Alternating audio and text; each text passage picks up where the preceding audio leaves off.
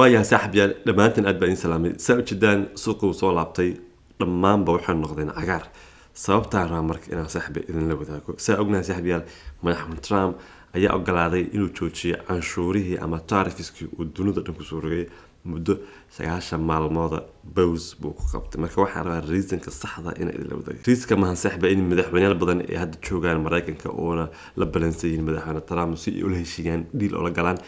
ma ahan تنصحنا مع صاحب إنا ما أنت هالكين كل وذاقو يجودها بصاحب النيوز قدام يسوق هذه صاحب الآن كهر من كل مرة كذا سوي جدا مسوق حاجة وصول عبطي أفلا تكسر قدام بيتكوين 5%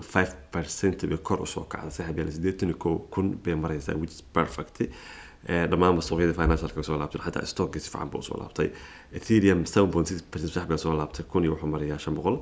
الإكس آر بي 1.88.6 بوصول عبطي صلاني ما لو تمري صاحبي بقول $100 halka kuna wajidaan hada $140 buu mariyaa koonka runtii dadkii DCA sameeyay labadii bil u dambeysay maanta faa'iido xoog leh fadhiyaan that's why always idin saaxiib DCA hala sameey dad badan ma saxan maalmo u dambeeyay suuqa ka carar oo cabsi daraadiis wax iskaga tagay laakiin khasaare ku isku jiraan mar walba suuqa saaxiib normal way inuu kor iyo hoos aado marka aad umrada iyo xajka aadayso waa suurtagal inaad ilowdo kaarkaaga bangiga laakiin waxa suurtagal ahayn inaad ka tagto mobilkaaga oo uu kugu jiro Wafi Digital Mastercard ku dukaamayso ku jira tigidhada ku isticmaal ATM-yada ku bixi biilka hotelkaaga Wafi Mastercard saaxiibka safarka iyo dalxiiska saaxiib inta news ku gali waxa raa ina idin la wadaago ina website-keena booqataan markasta waxaan soo gelinaa saaxiibayaal news-ka u dambeeyay ee suuqan by the way not only cryptocurrency guud ahaanba technology marka website-keena booqo page-ka blog booqo galabasha.com blog si booqo articles badan maqaalo badan baa keenay sidoo kale dadka rabay xirfado bartaan iyo course kala duwan page-kana booqan si korta course in ka badan ku dhawaad 3 course oo ku jira ugu horayaan cryptocurrency aniga macallinka ahay forex waxa weeye sidoo kale macallin kale asna macallinka yahay dropshipping video editing madaxweynaha masaaxiib bartis aksi wuxuu shala soo inuu ogolaaday inuu joojiyo dhammaan canshuurihii ama tarifiskii muddo 9 maalmood by the way wuxuu soo qoray Twitter kan soo dhigay bartis saaxiibayaal extra taas oo ku sheegay saaxiibayaal inuu bows galiyay laakiin bowskan ku la galiyay saaxiibayaal wadanka Shiinaha ama China kuma jiro wadamadii kale dhan wuxuu yiraahday ku qabtay 9 bir wada hadal buu qabtay 9 ka bir wuxuu yiraahday waa inaan dhil ku ganaam ku jiro marka waxa baanta wadamo badan inay tagi doonaan Mareykanka qaar badan hadda way joogaan Ra'iisul Japan kale waa joogaa madax badan baa odayga sugay saf baa lagu jira ballan baa runta laga qabsanaya oo deal beer in la kala wadamada 9 bir hakata la gelin Chinese kuma ku jiraan bal Chinese ka hadda wuxuu mariyaa canshuurtiisa lagu soo dalacay 125 buu mariyaa waa ogeyn 104% buu ku soo dalacay kadibna saaxiib 4 kala buu ugu daray markuu Chinese ka asna 4 soo saaray canshuur Mareykanka 4 buu ku daray marka hadda Chinese waxa saaran 125 baa saaran okay maxaa marka saaxiib ka dambeeyo Mareykanka inuu waxa weeye hakad galiyo canshuur dhammaan ba saaxiib dadka qobarada ama analysis ka sameeyo waxay leeyihiin waxa kor u kacay US 10-year treasury wax loo yaqaano waa maxay US 10-year treasury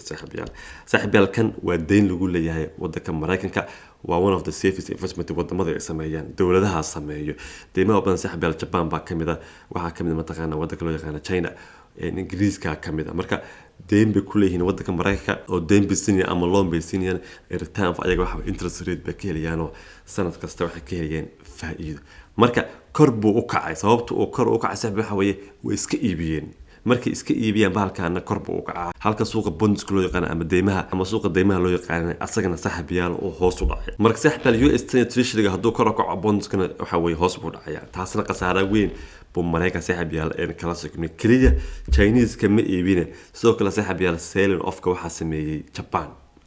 way sababta ma garanayo Japan ba ku jirto saaxiibayaal wadamada iibiyay khalkhal badan bay kaliya by the way suuqan suuq dhaqaaji kara ma ahan dadka crypto ku jira stock iyo institutionada localka ayo ma dhaqaajin karaan kuwa international waa foreign countries ka dawladaha baa dhaqaajin kara door iyo 10 dawlad baa ku jiro weyna iibiyay marka saaxiibayaal qoorada ugu weyn waxay leeyihiin waxa keenay inuu madaxweyne Trump booska uu sameeyo tarifiskaas saaxiibayaal oo booska ku qabtay waxa weeye wax kala ma ahan suuqan waxa weeye kor u kacay wax faa'iidana saaxiibayaal dawladda Mareykanka ugu mid bal qasaaro weyn baa runtii saaxiibayaal ugu jirta wax iska dhaqaaq karana ma aha saaxiibayaal marka suuq iska taagan baa laakiin dawladihii baa saaxiibayaal iibiyay marka saaxiibayaal news-ka saa u weynaa horta oo keenay madaxweyne inuu go'aan ka qaato waxa weeye 9 beri bows ku qabtay marka 9 beri waxa la wadamada baa tagay doorashiisii u gaaraya وحوغا inuu isku mashquuliyo rabaa laakiin taasa keentay wax badan buu arkay marka taasna waa taas sidoo kale saxba in ka badan 5.5 trillion dollar ayaa maanta lagu diray suuqa saamiyada Mareykanka saa u jeedaanba xoogaa si fiican bay u soo kaceen Microsoft plus 10 bay ku dhowdahay Google plus 9 weeye Meta plus 14 weeye Apple 14% weeye Nvidia xoog u kacday plus 20 ah dhammaan saaxiibayaal stock uu soo laabtay stock-gan wuxuu soo laabtay saaxiibayaal markuu Trump news-ka uu soo qoray oo bows ku qabtay tarifiska isla markii waxa weeye soo laabtay sidoo kale halkan waxaan ka arkaynaa saaxiibayaal fundamental inuu suuqa si xoog u dhaqaajiyo marka xataa analysis-ka iyo taxliinta loo fiiriyo halkan news ba suuqa dhaqaajisa u jeedaan crypto stock everything marka fundamental ka runta ciyaar maahan sidoo kale saaxiibayaal SEC waxay ogolaatay option trading spot Ethereum ETF-ka in lagu sameyn karo waxa weeye trading spot hay baa loo furay which is perfect u tahay Ethereum xoogaa yar buu dhaqaaji karaa baa leeyahay Ethereum mataqaana ETF-keeda oo runtii faa'iido u soo kordha weeye sidoo kale saaxiibayaal ninka loo yaqaan Powell ayaa si rasmi ah loogu magacaabay inuu yahay gudoomiyaha cusub ee SEC awal nominee u ahaa hadda si officially baa saaxiibayaal looga dhigay ninkan saaxiibayaal waa nin pro crypto ama pro bitcoin loo yaqaan runtii aadna waxa weeye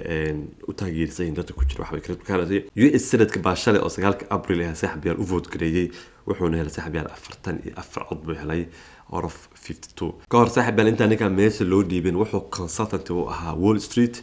soo kale waa markii labaad by the way oo mataqaana SEC qabtay way 2002 ilaa 2008 buu hayay SEC kadibna saaxiibayaal uu ka tagay wuxuu furtay shirkad mataqaana financial consulting ah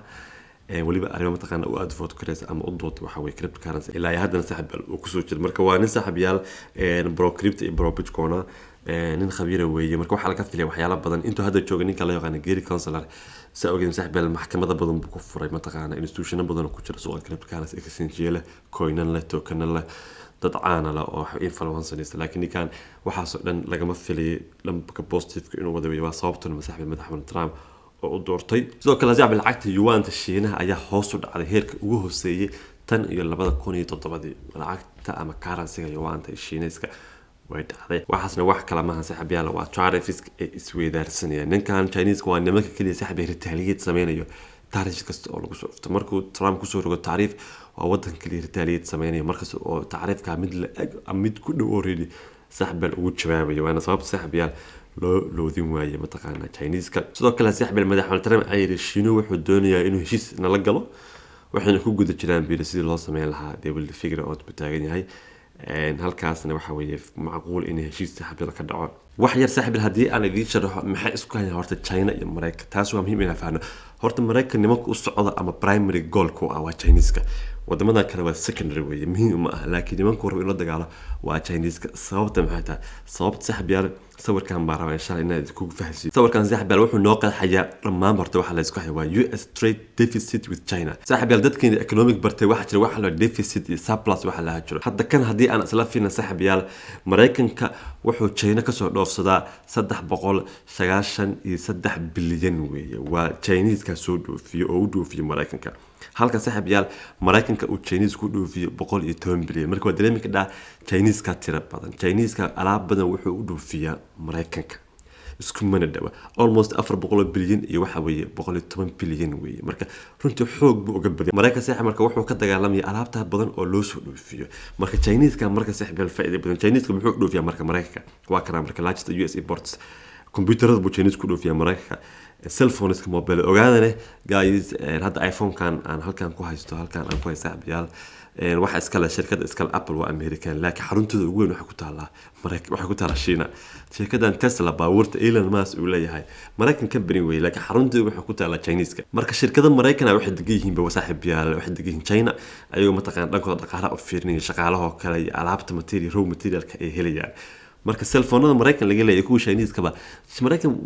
China laga soo dhoofiyaa waxa la keenaa saaxiibayaal Mareykanka sidoo kale saaxiibayaal apparel and footwear way u dhoofiyaan Mareykan marka muxuu u dhoofiyaa Chinese-ka Mareykan wuxuu u dhoofiyaa commercial aircraft diyaaradaha